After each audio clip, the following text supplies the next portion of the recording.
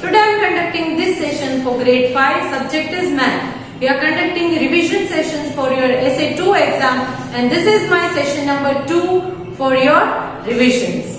So kids, in our previous session we revised chapter 1, 2 and 3 from your semester 1's book, and in this session we will move forward with chapter number 4. Chapter number 4 is divisions.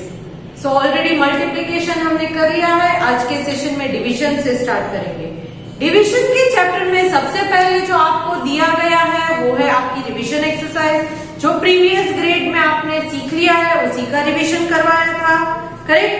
Then after that we moved to the new concept in this chapter, that is division of large numbers by 2 digits.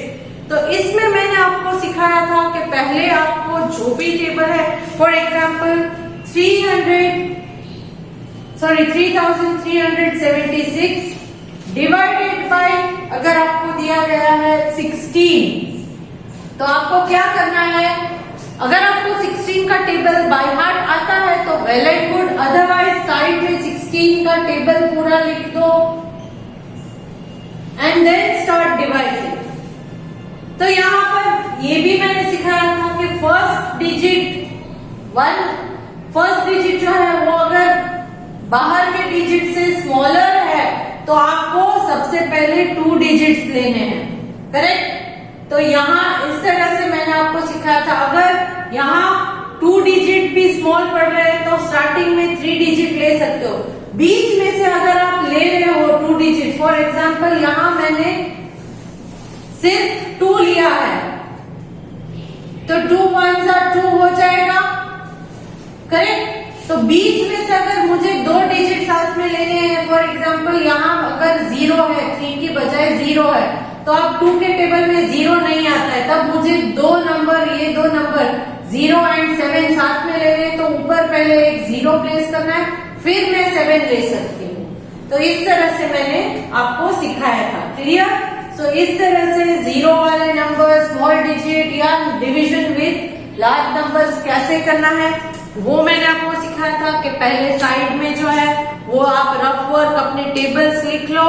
Tables एक बार लिखने के बाद आसानी हो जाएगी division करना. Then we also solve statement sums और story sums in this chapter. Statement कैसे लिखनी है कॉलम्स बना के, ये मैंने आपको सिखाया था. Correct? Then we discuss the division facts. Division facts again जो multiplication की properties थी उसी तरह division facts भी आपको याद रखने हैं. Division facts में कौन कौन से facts हमने सीखे थे?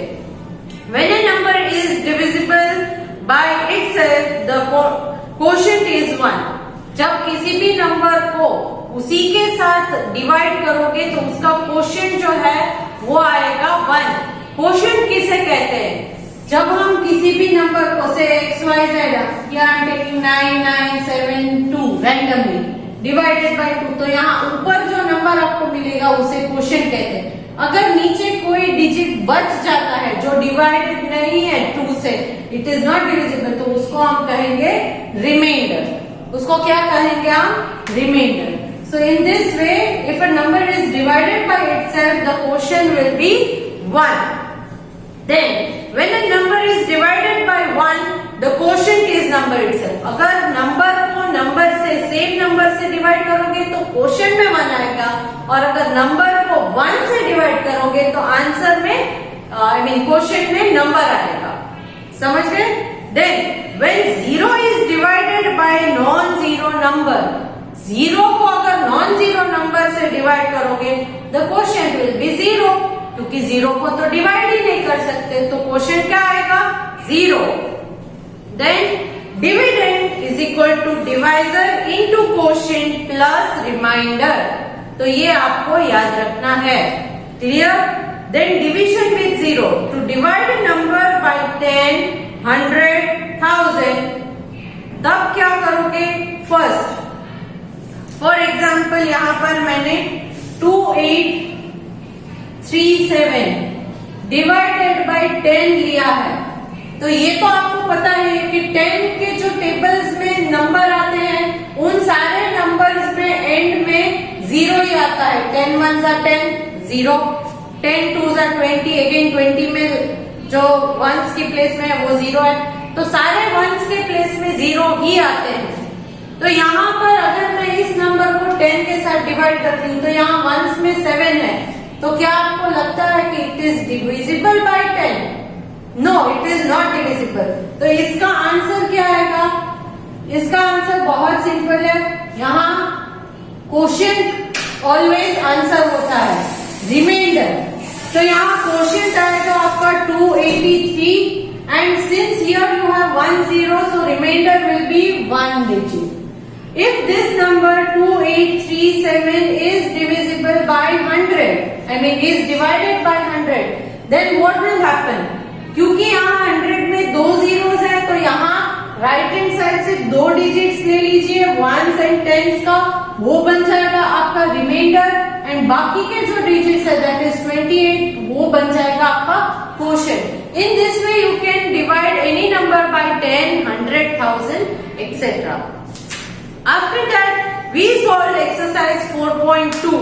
इसमें आपको वही दिया गया है, divisible by 10, divisible by 100, divisible by 1000, तो अलग अलग नंबर दिए गए हैं और आपको इस तरह से क्वोशिएंट एंड रिमाइंडर फिल करने को बोला गया है। Clear? Then after that what have we done in this chapter? We solve a worksheet which was given in your page number 134।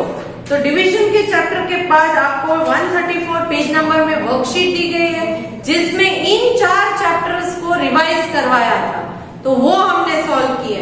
After solving that worksheet we started with a new chapter that is chapter number 5। Chapter number 5 जो है वो आपका कौन सा है? Yes, chapter number 5 are factors and multiples.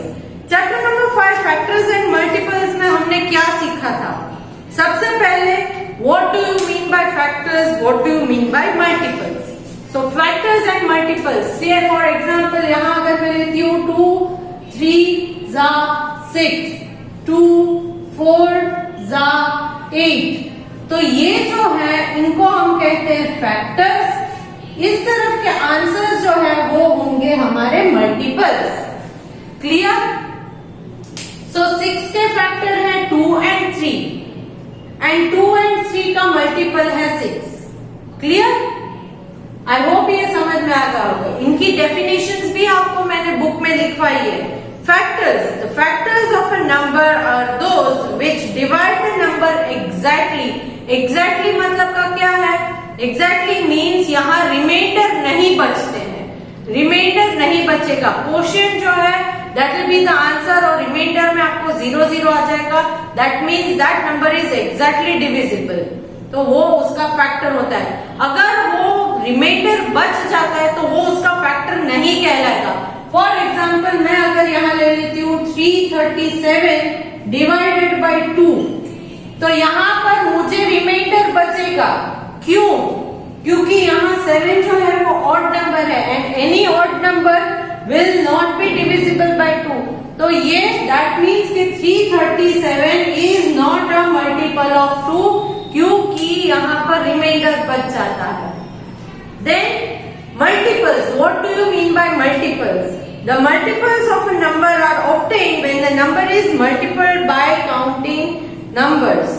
तो यहाँ पर multiples किसे कहते हैं कि दो नंबर्स को मल्टीप्लाई करने के बाद जो आंसर मिलता है उसे हम कहेंगे multiples.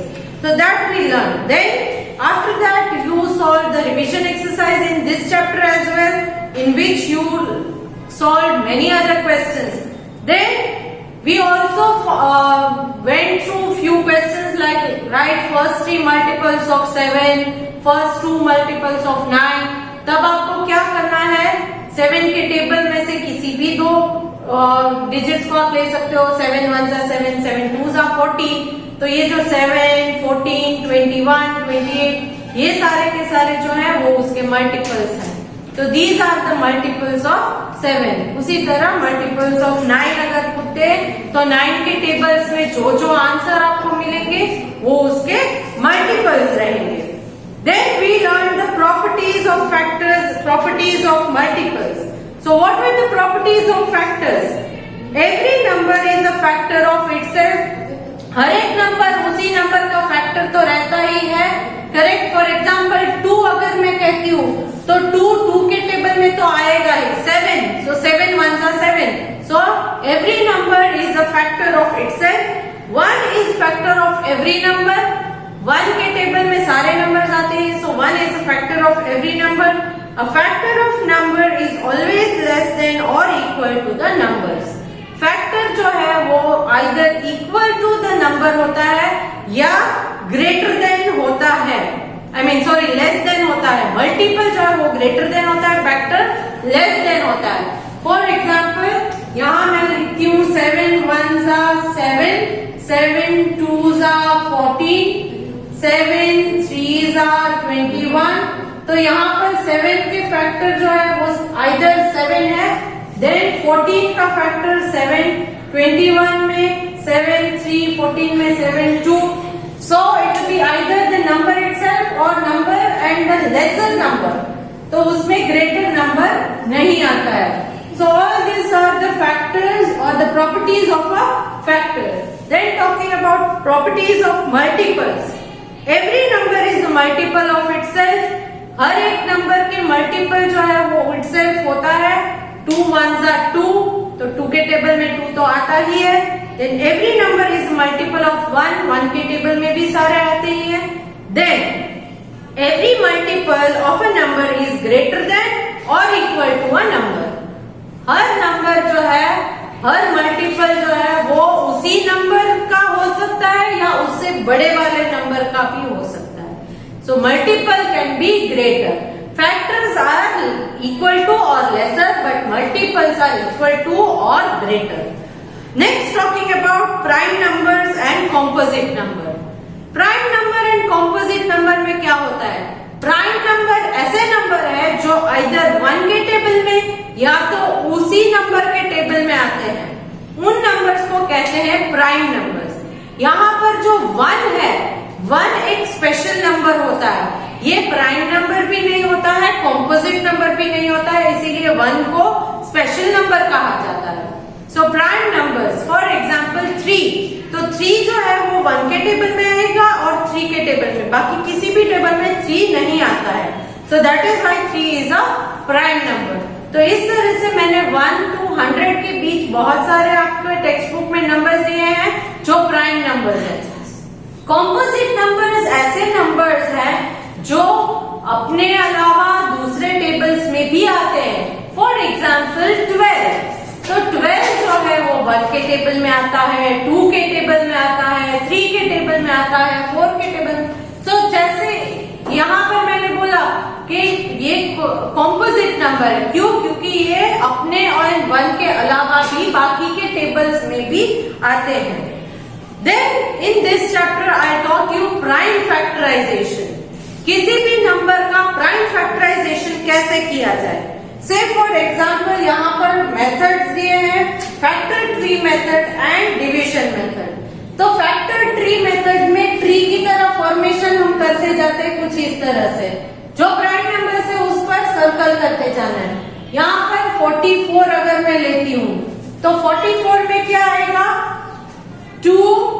सबसे पहले छोटे नंबर से हमें स्टार्ट करना है मल्टीप्लीकेशन, तो 2 के टेबल से स्टार्ट करेंगे। 2, 22 44, ये 2 हमारा प्राइम नंबर है। 2 एक ऐसा नंबर है जो इवन है बट प्राइम है, बाकी के सारे प्राइम नंबर्स ऑड है, एक 2 ही ऐसा नंबर है जो इवन है और प्राइम है। 2 is the only even number which is a prime. Now 22 prime नहीं है, प्राइम है इसलिए मैंने 2 पर सर्कल कर दिया। 2 11s are, so 2 is again a prime number, 11 is also a prime number। तो यहाँ पर 44 का प्राइम फैक्टराइजेशन जो फैक्टर ट्री मेथड में मैंने किया उसके मुताबिक 2 into 2 into 11।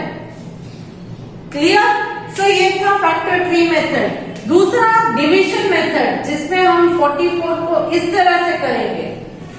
2 22s are, 2 11s are, 11 1s are। सो आंसर तो सेम ही आएगा, मेथड अलग है। 2 into 2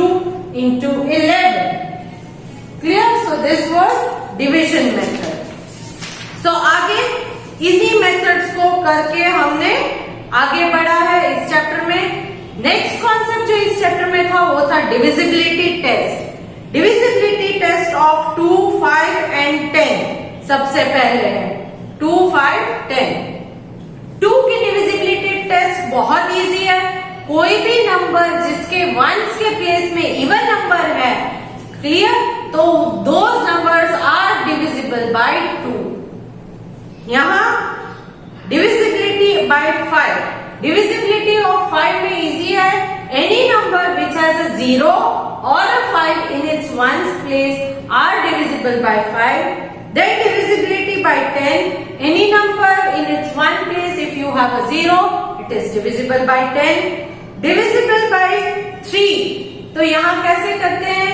You have to add all the digits and the sum of the digit. If the sum of the digit is divisible by 3, then that number is divisible by 3. For example, 2 into 3 into 2. तो यहाँ क्या करना है? या तो फिर sorry, let me take it like this. 234. अगर मैं पूछूं कि 234 डिविजिबल बाय 3 है या नहीं, तो आपको क्या करना है? You have to find the sum of the digits, that is 2 plus 3 plus 4, it becomes 9. अगर ये 9 डिविजिबल बाय 3 है, yes it is divisible by 3, क्योंकि 3 3s are 9. So then 234 is also divisible by 3. If the sum of the digit is divisible by 3, then the number is divisible by 3. Then divisibility by 6. If any number is divisible by 2 and 3 both, then that number is divisible by 6. यहाँ divisibility of 2 check करनी है, divisibility of 3 check करनी है। अगर 2 and 3 दोनों में ये divisible है, then 6 में divisible है। Divisible by 9. So the sum of the digit of number should be divisible by 9. Same 3 की तरह अगर उसका sum divisible by 9 होगा, तो ये number भी divisible by 9 होगा, 3 की तरह। Then co-prime numbers. Co-prime numbers हमने सीखा था। What do you mean by co-prime numbers? Two numbers that have only one as common factor, कोई भी one common factor है, तो those numbers are called co-prime numbers. For example, 7 and 10. 7 and 10. So 7 ones are 7, 10 ones are 10. बाकी पूरा का पूरा 7 का table and 10 का टेबल अगर आप देखोगे तो उसमें आपको कॉमन फैक्टर नहीं मिलेगा. That is why these are co-prime numbers. So this was all that we learned in this chapter of division. Then moving on to the next chapter, that is chapter number 5. Chapter number 5 was factors and multiples. Chapter number 4 was division. Next, chapter number 6, HCF and LCM. That is in page number 149 in your textbook. HCF and LCM, इनकी जब हमने बात की तब मैंने आपको method सिखाए थे, correct? So let us check this chapter and revise it. HCF and LCM में सबसे पहले हमने रिवीजन एक्सरसाइज सॉल्व की। देन यहाँ पर प्राइम फैक्टराइजेशन, पहले HCF का हमने आपको सिखाया था। HCF फुल फॉर्म क्या है? Highest common factor. LCM का फुल फॉर्म है लोवेस्ट कॉमन मल्टीपल। मैंने आपको एग्जाम में पूछ सकती हूँ कि HCF का फुल फॉर्म लिखो या LCM का फुल फॉर्म लिखो। Now find HCF by prime factorisation method. तो यहाँ प्राइम फैक्टराइजेशन में जो हमने तब डिवीजन मेथड किया था वो यहाँ करना है। That is prime factorisation of 30, 66 and 84। तो यहाँ हमें क्या करना है? प्राइम फैक्टराइजेशन फॉर HCF हमें फाइंड करना है। तो क्या करेंगे? इस तरह से करना है। नाउ तीनों का अलग अलग मैंने किया है। इवन नंबर है तो 2 के टेबल से स्टार्ट करेंगे। 2 1s are, 2 5s are. Now 15 is not divisible by 2, so take 3. 3 5s are 15 and 5 is prime number, so 5 1s are 5. तो यहाँ 30 का आपको मिल गया 2 into 3 into 5. Then 66 again even number, so 2 से 2 3s are, 2 3s are, so 33s are. Now 3 11s are, 11 1s are. So for 66 you have 2 into 3 into 11, 84. Again it is a even number, so from 2 to 4s are 8, 2 2s are 4. Again even number, so 2 2s are 4, 2 1s are 2. Now it is odd, so I am taking 3, 3 7s are and 7 1s are. So here for 84 you have 2 into 2 into 3 into 7. For HCF what you have to do is find the common in all the three numbers, that is 2 2 2. So first you have 2. Then you have 3, 3, 3 as common. So take 3.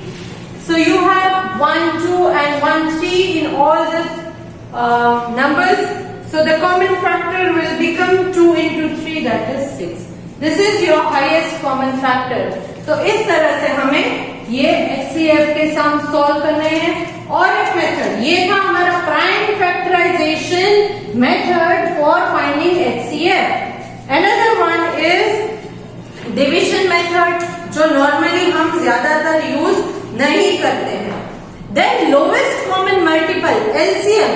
यहाँ पर मैंने HCF आपको दिखाया, उसी तरह से LCM भी करना है. LCM for example if I say find the LCM of say same number ले लेते हैं. हमने पहले लिया था 33 and you have, okay, let me change the number. Let me take number as 72, 90 and 180. 72, 90, 180. See, HCF आप जब करते हो तब आपको इन तीनों को अलग अलग इस तरह से डिवाइड करना पड़ता है. जब LCM का करते हो तब इस तरह से अगर ना करो तो भी चलेगा, अगर करते हो तो भी चलेगा, नहीं करोगे तो भी चलेगा. तो यहाँ पर मैं तीनों को साथ में ले लेती हूँ, क्योंकि LCM में तो सारे नंबर्स लेने पड़ते हैं. सो तीनों इवन नंबर्स है, so I'll start with 2. 2 3s are 6, 2 6s are 12, then 2 4s are 8, 2 5s are 10, 2 9s are 18 and a 0. Now 36 एक इवन नंबर है, 90 इवन नंबर है, 45 इवन नंबर नहीं है, तो ये 2 में डिविजिबल नहीं होगा. Okay, now let's move on to the next one, that is यहाँ पर मैं अगेन 2 ले लेती हूँ. 2 1s are 2, 16 8s are, so 2 yeah 45 not divisible by 2, so 45 as it is. And then here 2 4s are 8, 2 5s are 10. Now again even number है यहाँ 18, so 2 9s are 18, 45 and 45 as it is. Now again क्योंकि ये तीनों odd है तो 2 के table में divisible नहीं होंगे, so we'll move on to 3. 3s are 9, 3 15s are, 3 15s are, again 3 1s are 3, 5s are 15, 5s are 15, again 5, यहाँ 1 ही है, 1s are 1s are. So you will get it as 2 into 2 into 2 into 3 into 3 into 5. तो इनको multiply कीजिए, जो answer आपको मिलेगा that is the LCM. वो होगा आपका LCM, lowest common multiple. Clear? तो इस तरह से हम इनके को आगे सॉल्व कर सकते हैं. देन ये चैप्टर जब हमने किया तब हमने relationship between HCF and LCM भी किया था. क्लियर? तो इस तरह से आगे ये चैप्टर हमने खत्म किया. नेक्स्ट चैप्टर नंबर 7 जो है टेम्परेचर टाइम एंड टेम्परेचर, वो कैंसिल किया था हमने. And chapter number 8 mapping skill, ये भी कैंसिल है. तो यहाँ आज इन 3 चैप्टर्स के साथ, दैट इज चैप्टर 4 5 एंड 6 जो मैंने एक्सप्लेन किए इस सेशन में, इसके साथ हमारा सेमेस्टर 1 की बुक में से सारे चैप्टर्स का रिवीजन एक बार हाइलाइट्स पॉइंट्स मैंने आपको बता दिए हैं. जो आपको PDF मिलेगी वो ऑब्जेक्टिव टाइप का प्रैक्टिस पेपर है. तो आप उस प्रैक्टिस पेपर को सॉल्व करोगे। आंसर की मैंने ऑलरेडी भेजी है जिसमें आंसर्स लिखे हैं, तो आप अपने आंसर्स टैली करके देख सकते हो। ओके, तो आई होप कि आपको क्लियर है कि जो ऑब्जेक्टिव पेपर आज आपको मिलेगा उसमें सेमेस्टर 1 एंड 2 के सारे चैप्टर्स में से ही ऑब्जेक्टिव पेपर मैंने निकाला है, same as your exam paper. Exam के पेपर में जैसे है उसी टाइप का पेपर निकाला है, सेम क्वेश्चंस नहीं होंगे, क्वेश्चन मैंने चेंज कर दिए हैं, पैटर्न सेम रखी है। क्लियर? तो चलो, let me take your leave now and hope to see you good in next session. Bye.